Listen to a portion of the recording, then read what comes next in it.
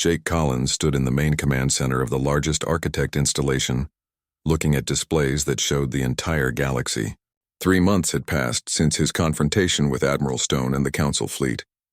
The decision he was about to make would change the future of every species in known space. The architect network was fully operational now. Danny Brooks and his engineering teams had learned to work with technology that was millions of years more advanced than anything humans had ever built. They could create safe zones around peaceful worlds or generate barriers that hostile fleets could never cross. But Jake had chosen a different path. Instead of using the network to rule the galaxy, he was using it to give other species a choice. The installations would protect any world that asked for protection, regardless of which species lived there. The only requirement was that they agreed to let other peaceful species live there too. "Captain, we have 17 different species requesting protection for their homeworlds," Pete Johnson reported from his station. "The Keth want us to shield their planet from hegemony invasion fleets. The Morphic Collective is asking for barriers around their research stations. Even some council members are quietly requesting our help."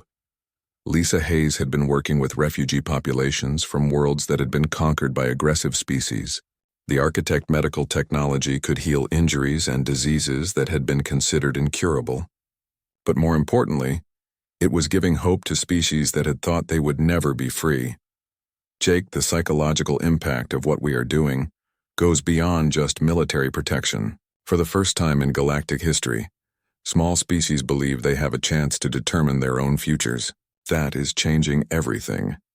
Admiral Kate Morrison arrived from Earth with a full diplomatic fleet to help establish formal relationships with the species that were requesting human protection. She was amazed by what Jake and his crew had accomplished in just 3 months.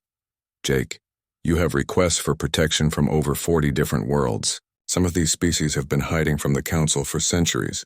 They are coming out of hiding because they believe you will keep them safe." But not everyone was happy with the changes. The hegemony had lost 3 colony worlds when the inhabitants requested human protection, and the architect barriers made invasion impossible. They were building a massive battle fleet to challenge human control of the network. Admiral Stone contacted Jake with a warning. "Collins, the hardline faction of the hegemony, is planning something big. They have been studying the radiation patterns in the Death March. They think they have found a way to build ships that can operate in the exotic energy fields." Jake was not surprised. He had expected that someone would eventually figure out how to counter the architect defenses. The network was powerful, but it was not invincible. Sooner or later, humanity would have to prove that they deserved to control such technology. Danny Brooks discovered something in the architect databases that changed their understanding of the network's true purpose. "Captain, I found construction records for installations that were never activated. The architects built a second network that was designed to do the opposite of what we have been using." "What do you mean?" "Instead of creating barriers to keep attackers out, these installations can create corridors that let peaceful species expand safely." They were planning to help other civilizations grow and explore without fear of being conquered. Jake realized that the architects had been planning something much more ambitious than just defending themselves. They had been trying to create a galaxy where every species could reach its full potential without being destroyed by aggressive neighbors. The network that Jake had inherited was only half of the system. Pete Johnson found star charts that showed the locations of the hidden installations. They were scattered throughout unexplored regions of the galaxy, waiting for someone to activate them. The architects had been planning to open up entirely new frontiers where species could expand without coming into conflict with each other. "Captain, if we activate these installations, we could create protected expansion corridors leading to uninhabited star systems. Species that are running out of room in Council space could have new worlds to colonize without fighting wars over them." Lisa Hayes understood the biological implications immediately. "Jake, this could solve the population pressures that drive most galactic conflicts. Instead of fighting over existing worlds, species could expand into empty space under our protection. But activating the expansion network would require even more trust from other species. Jake would be asking them to follow human guidance into unknown regions of space. He would be taking responsibility for the safety and success of entire civilizations." Admiral Stone contacted Jake with news that the Council was splitting apart. "Collins, the moderate faction, wants to work with humanity to establish new colonization protocols. But the hardliners led by the hegemony are talking about a war of extermination. They believe that humans are too dangerous to be allowed to control architect technology. Jake knew that the time for gradual change was over. He had to make a choice that would determine whether the galaxy moved toward cooperation or descended into the largest war in history. The hegemony fleet was already moving toward the Death March with new ships designed to operate in the exotic radiation. Danny Brooks completed his analysis of the expansion network. "Captain, I can activate the new installations, but it will take enormous amounts of energy. We would have to draw power from every defensive installation in the galaxy. For about 6 hours, we would be completely vulnerable to attack." Jake looked at his crew and saw the same determination that had brought them this far. They had come to the Death March to explore a forbidden zone. They had discovered that they were the inheritors of the most advanced civilization in galactic history. Now they had a chance to complete what their ancestors had started. "Danny, begin the activation sequence. Pete, send messages to every species that has requested our protection. Tell them that new frontiers are opening up and they can be part of claiming them. Lisa, contact Admiral Morrison and tell her to prepare colonization fleets." As the expansion network came online, Jake watched displays showing new corridors of safe space opening up throughout the galaxy. Pathways to uninhabited star systems became accessible for the first time. Worlds that could support dozens of different species were suddenly within reach of peaceful colonization. The hegemony fleet entered the Death March just as the expansion network reached full activation. Their new ships were indeed able to operate in the exotic radiation, but they found something they had not expected. The entire human fleet was waiting for them, backed by vessels from 40 different species that had decided to stand with humanity. "This is Admiral Stone commanding the Free Species Alliance fleet. Hegemony forces, you are ordered to withdraw from this region immediately. The expansion corridors are open and there is room for everyone in the galaxy. There is no need for war." Jake smiled as he realized that Stone had chosen cooperation over conquest. The admiral who had once been his greatest rival was now leading an alliance of species that believed in the human vision of a peaceful galaxy. The hegemony commander faced an impossible choice. He could attack and start a war against an alliance that included most of the galaxy, or he could accept that the old ways of conquest and domination were ending. In the end, even the hegemony chose peace. Their fleet withdrew, and their government agreed to participate in the new colonization programs. The galaxy had been changed forever by a small human crew that chose to share power instead of hoarding it. Jake. Collins stood on the observation deck of the first human colony built in the expansion corridors and watched ships from dozens of different species arriving to build new homes. The Death March was no longer a forbidden zone. It had become the gateway to a new age of galactic civilization. The frontier that once meant certain death had become humanity's greatest gift to the galaxy.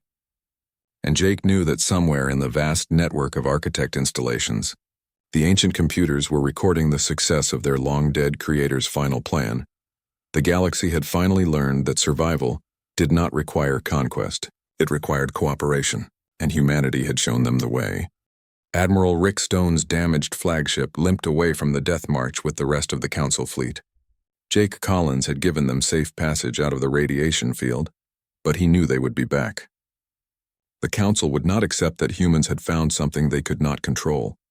Danny Brooks worked at the Architect Command Systems, trying to understand the full scope of what they had inherited. The network of installations throughout the galaxy was more complex than anyone had imagined. Each one was connected to the others through subspace links that could not be jammed or intercepted. "Captain, you need to see this," Danny called from his station. "The Architect network extends to over 400 star systems. Every installation can create defensive barriers, generate massive amounts of energy, and communicate instantly across the galaxy. We have just inherited the most powerful infrastructure in known space." Pete Johnson was tracking the movements of Council fleets throughout the galaxy. As news spread about what had happened in the Death March, every major government was mobilizing their military forces. Some were moving to attack human colonies. Others were rushing to secure their own borders. "Captain, I am seeing fleet movements from over 30 different species. The hegemony is sending battle groups toward Earth. The Zalari are mobilizing their entire navy. Everyone is scared about what humans might do with architect technology." Lisa Hayes found something in the medical databases that explained why the Council species were so frightened. Jake, the architects were not just advanced, they were unstoppable. Their genetic engineering let them survive in environments that killed other species. Their technology was so superior that no one could compete with them. The only way to beat them was to outnumber them 1,000 to 1. Jake understood now why the Council had formed in the first place. It was not about peace or cooperation between species. It was a defensive alliance created to prevent any one species from becoming too powerful. The discovery that humans were architect descendants meant that the ancient threat had returned. The central command station at the heart of the Death March began responding to Jake's genetic signature. Systems that had been dormant for millions of years came online and offered him control over defenses that could protect or destroy entire civilizations. Authorization confirmed, the architect computer announced. Full network control transferred to genetic inheritor Jake Collins. All installations await your commands. Jake stared at the tactical display that now showed him every architect installation in the galaxy. He could see defensive platforms around peaceful worlds that the Council had been planning to conquer. He could see energy barriers that were protecting primitive species from exploitation. The architects had not just built weapons. They had created a galactic peacekeeping system. But the system came with terrible responsibilities. Jake could use the architect network to force peace on the galaxy, but doing so would make humanity the ultimate authority over all other species. He would become the ruler of a galactic empire whether he wanted to or not. Admiral Kate Morrison's voice came through the subspace communicator from Earth. Jake, we are seeing massive fleet buildups throughout the galaxy. The Council is preparing for total war against humanity. What is your status? Admiral, I have control of the Architect Defense Network. I can protect Earth and our colonies from any attack, but using this technology will change everything. Once other species see what we can do, they will never trust us again. Then maybe it is time they feared us instead of trying to control us. Kate replied, humanity has always been treated like the junior partner in galactic affairs. Maybe it is our turn to be in charge. Jake could hear the temptation in Kate's voice. For centuries, humans had been looked down on by other species as crude and violent. Council laws restricted human expansion and limited human technology development. The Architect Network could change all of that overnight. Danny Brooks found the technical specifications for the defensive barriers. Captain, these systems can make entire star systems completely inaccessible. Nothing gets in or out without genetic authorization. We could seal off the Death March and any other territory we want to claim. Pete Johnson discovered that the architect installations were already responding to the threat against Earth. Captain, defense platforms in the Sol system are powering up. They have been hidden in the asteroid belt and the outer planets for millions of years. Earth has been protected by architect technology this whole time. The implications were staggering. Earth had never been conquered by alien species, not because they were not interested, but because hidden defenses had kept them away. Humanity had grown up under the protection of their architect ancestors without ever knowing it. Lisa Hayes made a discovery that changed Jake's understanding of the entire situation. Jake, I have been analyzing the genetic records of current Council species. The DNA evidence shows that they are not the original devourers. They are descendants of species that the devourers conquered and absorbed. What does that mean? It means the current Council leaders are not evil conquerors. They are the children of victims who learned to survive by becoming like their oppressors. They formed the Council because they are still afraid that someone like the original devourers will come back. Jake realized that the galaxy was caught in a cycle of fear and violence that had been going on for millions of years. Each generation of species learned to be aggressive because they were afraid of being destroyed by someone more aggressive. The Architect Network could break that cycle, but only if it was used wisely. Admiral Stone contacted the New Horizons with an unexpected request. Collins, I need to meet with you in person. There are things about this situation that you do not understand, things that could prevent a galactic war if you are willing to listen. Jake was suspicious, but he agreed to meet. Stone arrived in a small diplomatic shuttle that was barely functioning after its exposure to the Death March radiation. The Admiral looked older than Jake remembered, like the stress of recent events had aged him years and days. Collins, the Council did not send that fleet to attack you. We came to protect you, Stone said as they sat in the New Horizons conference room. Protect me from what? From yourselves. The Council has been studying human behavior for centuries. You are descendants of the most dangerous species that ever existed. If you gain control of architect technology, you might use it the same way your ancestors did. Jake felt anger rising in his chest. So you decided to stop us before we had a chance to prove what kind of people we really are. The Council has seen what happens when one species becomes too powerful. We have archaeological evidence of dozens of civilizations that were wiped out by the original architects. Your genetic ancestors were not the peaceful builders that their computers claimed they were. They were conquerors who destroyed anyone who opposed them. Lisa Hayes had been listening to the conversation from the medical bay. She called Jake on the communicator with urgent news. Jake, I have been analyzing the historical records more carefully. Admiral Stone is partially right. The early architects were aggressive expansionists who conquered other species. But something changed them. What changed them? They found out what it felt like to be on the receiving end of conquest. When the Devourers attacked them, the architects finally understood the pain they had caused others. Their final installations were built not to continue their empire, but to prevent anyone else from making the same mistakes. Jake looked at Admiral Stone with new understanding. The Council was not trying to oppress humanity. They were trying to prevent the return of a galactic nightmare that had haunted the galaxy for millions of years. But their fear was so great that they could not see the difference between the old architects and modern humans. Stone, what would it take for the Council to trust us with this technology? Prove that you will not use it to conquer others. Prove that you have learned the lessons that your ancestors died trying to teach. Jake made his decision. He would not use the architect network to force peace on the galaxy. Instead, he would use it to create something that had never existed before. A choice. Species that wanted to live in peace could be protected. Species that chose conquest could face the consequences of their actions. But the choice would be theirs to make. Jake Collins watched the tactical display as 500 alien warships approached the Death March. The fleet was bigger than anything he had ever seen.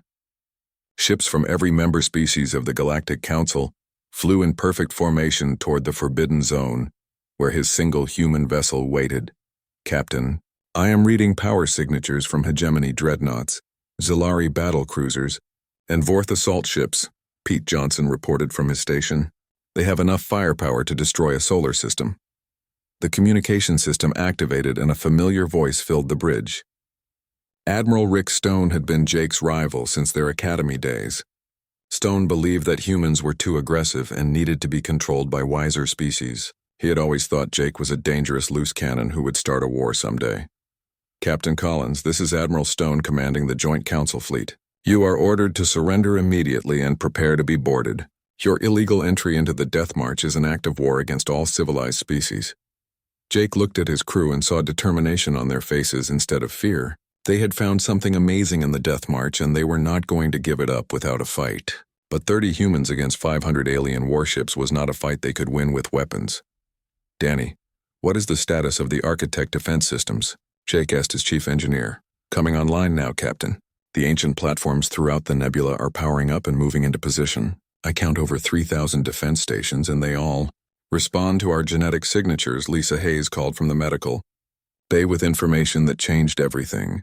Jake thought he knew about galactic history. Captain, I have been analyzing the Architect historical records. The Devourers were not some ancient alien enemy. They were Galactic Council species from millions of years ago. What do you mean? Jake asked. The DNA evidence is clear. The species that destroyed the Architects were the ancestors of the current Council members. The Hegemony, the Zilari, the Vorth, and others. They formed an alliance to wipe out any species that could threaten their control of the galaxy. Jake felt sick as he understood what Lisa was telling him. The same species that were now demanding his surrender were the descendants of the ones who had committed genocide against the Architects. History was repeating itself. Admiral Stone's fleet entered the outer edge of the Death March and immediately began having problems. Their energy-based systems started failing as the exotic radiation scrambled their computers. Ships that relied on plasma drives found their engines becoming unstable. The advanced energy shields that protected Council vessels began fluctuating wildly. Stone to Collins, our ships are experiencing technical difficulties. What have you done to this region of space? Jake smiled grimly as he realized the Architects had planned for this moment. The Death March was not just a sanctuary. It was a trap for any species that tried to use force to take what did not belong to them. The radiation that made human ships stronger was poison to the energy-dependent technology of the Council species. The ancient defense platforms began moving toward the disabled Council fleet. Each platform was a massive weapon system the size of a small moon.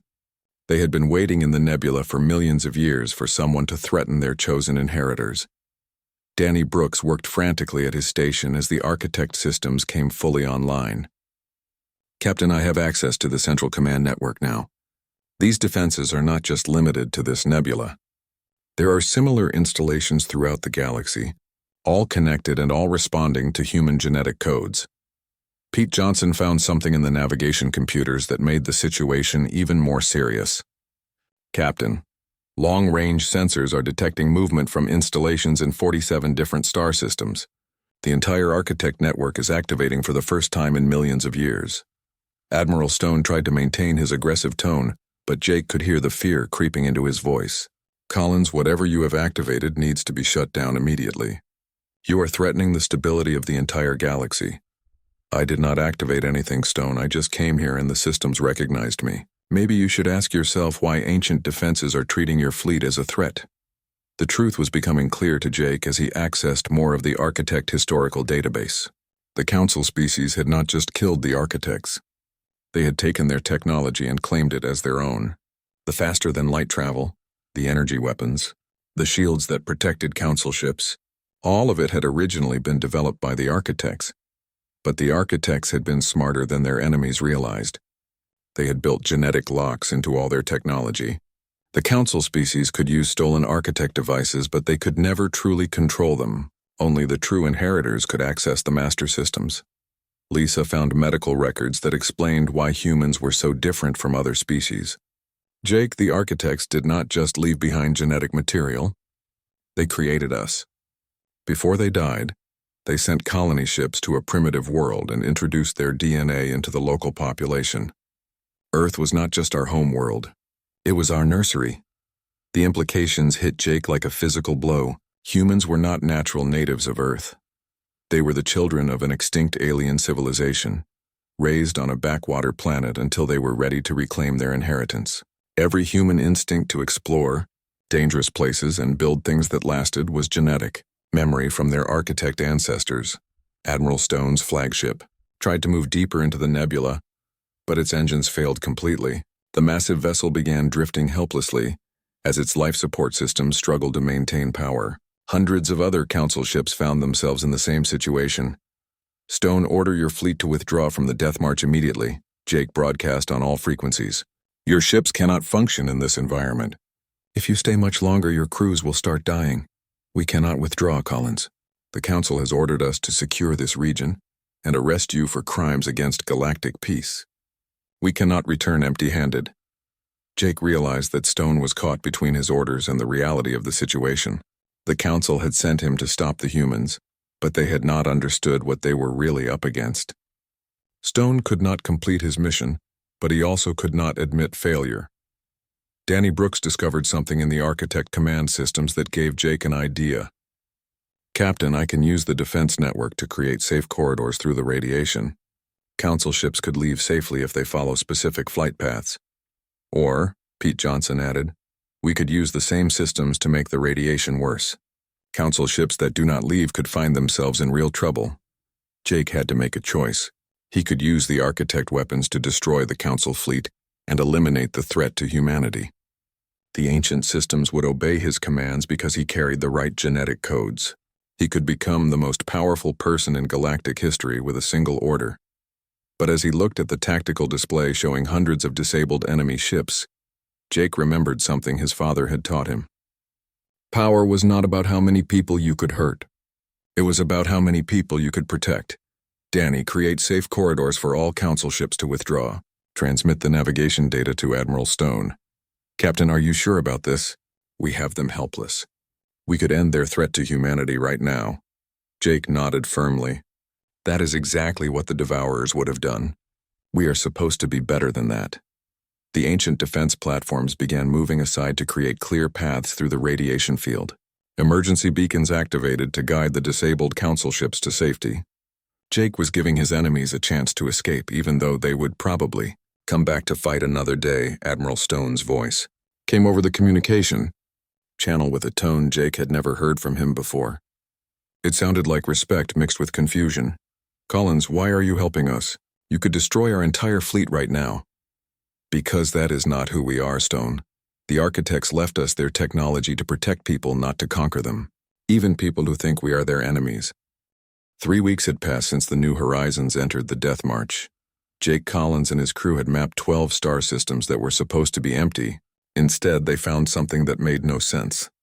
The systems were full of artificial structures, but they were all running on minimal power, like they were sleeping. Danny Brooks worked day and night trying to understand the energy readings they were picking up. The structures were huge, but they were barely using any power at all. It was like they were waiting for something to wake them up. "Captain, I am seeing power spikes from the largest structure in the Kepler-7 system," Danny reported from his station. "Whatever is over there just started drawing massive amounts of energy from somewhere." Jake ordered Pete Johnson to set a course for the structure. As they got closer, they could see it was not just one building floating in space. It was a whole city made of metal and crystal that stretched for thousands of miles. The city had docking bays and communication arrays and what looked like parks with artificial atmosphere. "My God," Lisa Hayes whispered as she looked at the scanner readings. "That thing is bigger than Earth's moon. How long has it been out here?" Pete checked his instruments and shook his head. "The metal shows signs of age, but the structure is still solid. I would guess millions of years old, maybe more." As the New Horizons approached the massive station, lights began turning on throughout the structure. Docking bays that had been dark for ages suddenly glowed with landing lights. A communication channel opened and a voice spoke to them in perfect English. "Welcome, inheritors. We have been waiting for you to claim what is yours." Jake looked at his crew and saw the same confusion on their faces that he felt. How could something millions of years old speak their language? How did it know they were coming? "This is Captain Jake Collins of the human vessel New Horizons. Who are you and how do you know our language?" "We are the automated systems of the architect civilization. We have learned your language by studying your communications. You match the genetic and technological patterns we were programmed to watch for. Please dock at Bay 7. The atmosphere is compatible with your biology." Jake made the decision to dock even though every rule in the book said not to board an alien station without backup. But something about the voice made him trust it. The docking went smoothly and the airlock sealed perfectly with their ship. The inside of the station was breathable and warm. Gravity worked just like on Earth. The corridors were wide enough for humans to walk comfortably. Everything about the place seemed designed for people exactly like them. Danny brought his engineering scanner and started taking readings.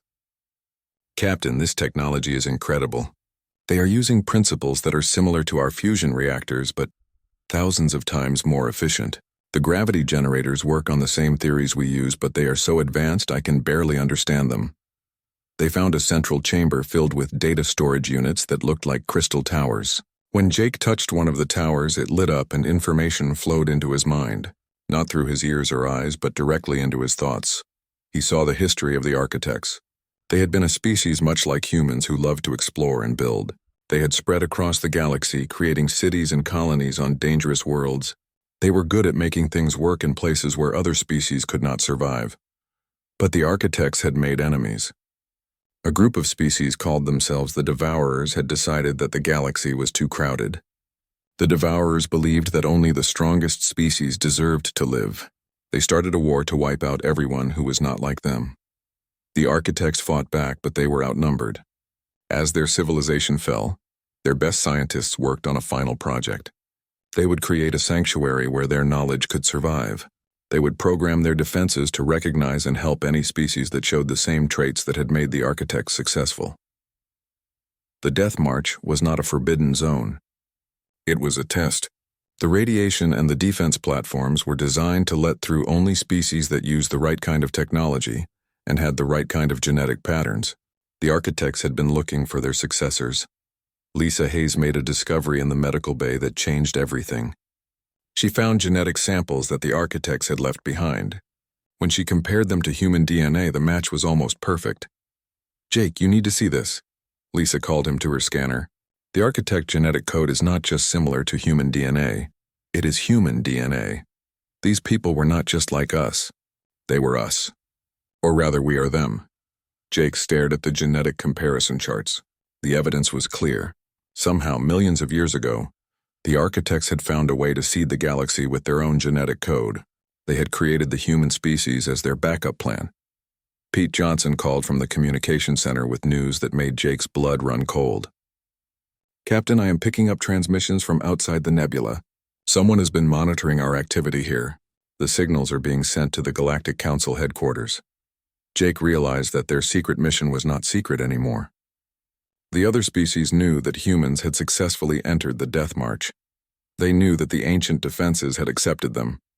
Soon every government in the galaxy would be asking questions that Earth was not ready to answer. Danny found the central control room where the architect computers managed the entire network of stations.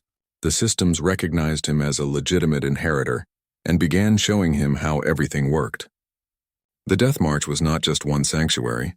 It was connected to similar installations throughout the galaxy. "Captain, these systems can create defensive barriers around entire star systems. They can generate energy fields that make whole regions of space impossible to enter without the right genetic keys."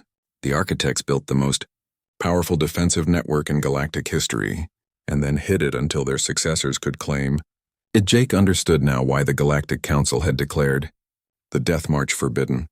They were not trying to protect their ships from radiation and ancient weapons. They were trying to keep anyone from finding what the architects had left behind. The council leaders knew that whoever controlled this technology would control the galaxy, but the architects had been smarter than that. They had programmed their systems to only work for one specific species. The weapons would only fire to defend, never to attack. The barriers could only be used to protect peaceful worlds, never to conquer them. As Jake explored more of the station, he found rooms full of technology that could solve every problem humanity faced. Faster-than-light communication systems that could not be jammed, medical devices that could cure diseases and extend life, manufacturing systems that could build anything from raw energy. But he also found warnings. The architects had learned the hard way that power corrupts even the most noble species. They had built safeguards into their technology to prevent their successors from making the same mistakes.